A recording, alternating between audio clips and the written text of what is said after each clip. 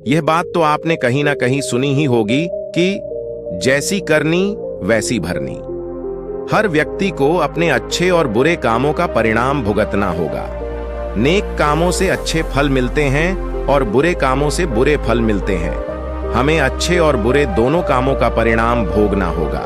प्राचीन समय की बात है, एक गांव में एक ज्ञानी पंडित रहता था। उस पंडित का एक दोस्त दूसरे गांव में रहता था और वह जन्म से ही लंगड़ा और गूंगा था। एक दिन पंडित अपने उस दोस्त से मिलने के लिए घर से निकल पड़ा। उस ज्ञानी पंडित के दोस्त का गांव वहां से काफी दूर था। वह ज्ञानी पंडित रास्ते में जा ही रहा था कि उसे अचानक एक आदमी मिला और वह आदमी भी उस पंडित के साथ साथ चलने लगा था। पंडित ने भी सोचा कि रास्ता बहुत लंबा है, इस आदमी के साथ बातें करते करते रास्ता आसानी से कट जाएगा। ज्ञानी पंडित ने उस आदमी से उसका नाम पूछा तो उस आदमी ने अपना नाम महाकाल बताया। अब पंडित और महाकाल दोनों साथ साथ चलने लगे। कुछ दूर जाने के बाद रास्ते में एक दूसरा गांव आया।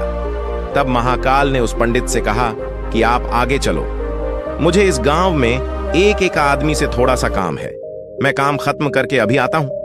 थोड़ी ही देर में उस गांव में एक भैंस ने एक आदमी को जान से मार दिया और यह खबर पूरे गांव में फैल गया।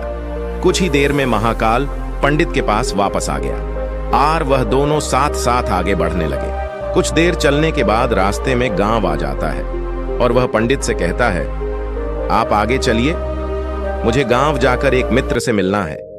लेकिन इस बार वह पंडित आगे नहीं बढ़ता है। वह उस आदमी के आने का इंतजार करने लगता है और वहीं रुक जाता है।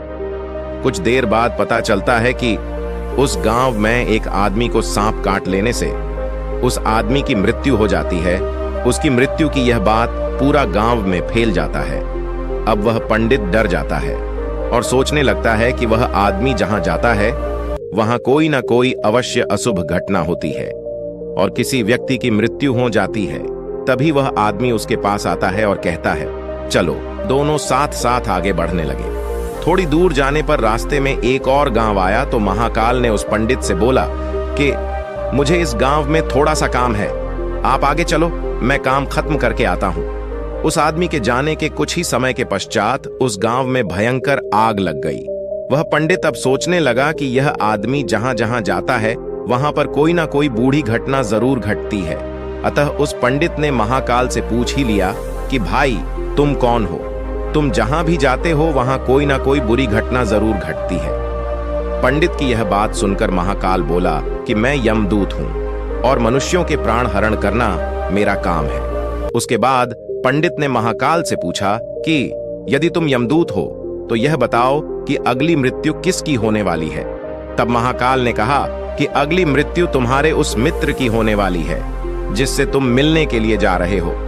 यह बात सुनकर वह पंडित बहुत ही घबरा जाता है। वह पंडित सोचने लगा, यदि ऐसी बात है तो मैं अपने मित्र से मिलने नहीं जाऊंगा। यह सोचकर पंडित अपने उस मित्र से मिलने के बजाय वह अपने घर की ओर लौटना सही होगा। कम से कम मैं अपने प्रिय मित्र के मौत का कारण तो नहीं बनूंगा और उस गांव के लोग यह तो नहीं कहेगा कि इस आदमी के मौत का कारण उसका मित्र ही है, वह यहां नहीं था। तब तो वह सही था, लेकिन उसके आते ही इसकी मृत्यु हो गई। ऐसे में अपने नजर मैं गिर जाऊंगा और अपने आप को कभी माफ भी नहीं कर पाऊंगा। इससे अच्छा होगा कि मैं अपने घर ही वापस लौट जाता हूं, जिससे हमारी मित्र की मृत्यु तो नहीं होगी और हमारा मित्र बच भी जाएगा। मैं फिर कभी उनसे मिल लूंगा। यह सोचकर वह पंडित वहां से अपने घर की ओर जाने लगता है। जब वह आदमी उस पंडित को जाते हुए देखता है तो उस पंडित से कहता है, तुम कहां जा रहे हो? क्या तुम्हें लगता है कि तुम्हारे मित्र का मृत्यु आज नहीं होगा? कि तुम जो सोच रहे हो ऐसा कुछ भी नहीं होने वाला है। होनी एक अटल सत्य है और इसलिए होकर ही रहेगी। थोड़ी देर बाद उस पंडित ने देखा कि उसका मित्र उससे मिलने के लिए तेजी से उसके ओर चला आ रहा है। जैसे ही उसका मित्र उस पंडित के पास पहुंचता है, हृदयाघात होने के कारण उसकी भी मृत्यु हो जाती है। इससे उस पंडित को बहुत बड़ा पछतावा होने लगता है। फिर वह पंडित उस महाकाल से पूछता है, अच्छा तुम यह बताओ कि मेरी मृत्यु कब, कहां और कैसे होगी? तब यमदूत ने उस पंडित को कहा कि तुम्हारी मृत्यु ठीक 6 महीने बाद दूसरे राज्य में फांसी लगने से होगी। पंडित यह बात सुनकर बहुत ही घबरा जाता है और वह जल्दी से अपने घर पहुंचा और सीधे अपने राज्य के राजा के पास गया और उस राजा को सारी बात बता दी। तब राजा ने सभी मंत्रियों को बुलाया और इस समस्या का हल पूछाने लगा। सभी मंत्रियों के सोचने के बाद यह हल निकाला कि वह पंडित इसी राजमहल में 6 महीने तक रहेगा। तब राजा ने उस पंडित के लिए राजमहल में ही रहने की व्यवस्था करवा दी। धीरे धीरे समय बीतता गया। उस पंडित को नींद में चलने की बीमारी थी। जिस दिन उसकी मृत्यु होने वाली थी, उसी रात्रि को वह पंडित नींद में ही राजमहल से बाहर निकल गया। पंडित राजा के यहाँ मेहमान के जैसा था, इसलिए किसी भी पहरेदार ने उसे बाहर जाने से नहीं रोका। वह पंडित राजमहल से निकलकर दूसरे राज्य के राजमहल में जाकर राजा और रानी के शयन कक्ष में जाकर सो गया।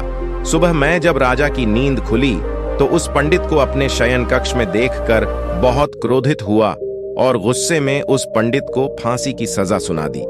तब वह पंडित ने उस राजा को सारी कहानी सुना डाली, लेकिन पंडित की बातों पर राजा को विश्वास नहीं हुआ।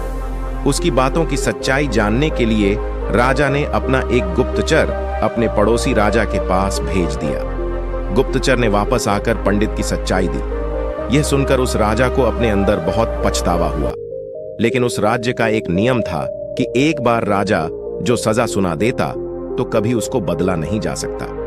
राजा ने एक राजसभा बुलाई और सभी मंत्रियों से इस दंड का उपाय पूछा। तब उस राज्यसभा में यह फैसला लिया गया कि एक कच्चे धागे का फंदा बनाकर आप पंडित को पहनाकर अपना वचन पूरा कर सकते हैं।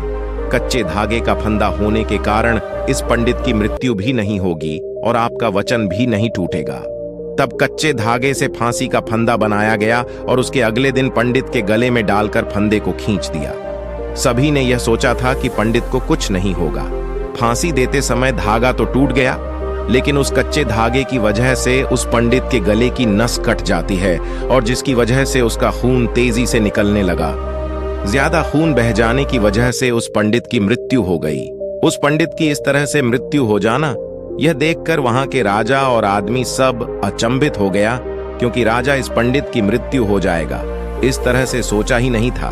मृत्यु एक अटल सत्य है। हमें मृत्यु से कभी घबराना नहीं चाहिए। हर जीव अपने किए हुए कर्मों के अनुसार निश्चित समय के लिए इस संसार में आता है। मनुष्य स्वयं चाहे या ना चाहे, लेकिन समय पूर्ण होने पर इस दुनिया से उसे जाना ही पड़ता है। शायद इसीलिए भगवान हमें अपने भविष्य को जानने की ज्ञान नहीं दी है, ताकि हम अपने जीवन को ज्यादा बेहतर तरीके जी पाए। दोस्तों, आज के इस वीडियो से आपने क्या सीखा, मुझे आप कमेंट करके बता सकते हैं। साथ में उम्मीद करता हूं आपको यह वीडियो पसंद आई होगी और अपने दोस्तों और परिवार वालों को शेयर करें, ताकि वह भी इस वीडियो से सीख पाए। अगर आप इस YouTube चैनल पर नए हैं तो चैनल को सब्सक्राइब कर लीजिए। तब तक आप अपना ख्याल रखिए।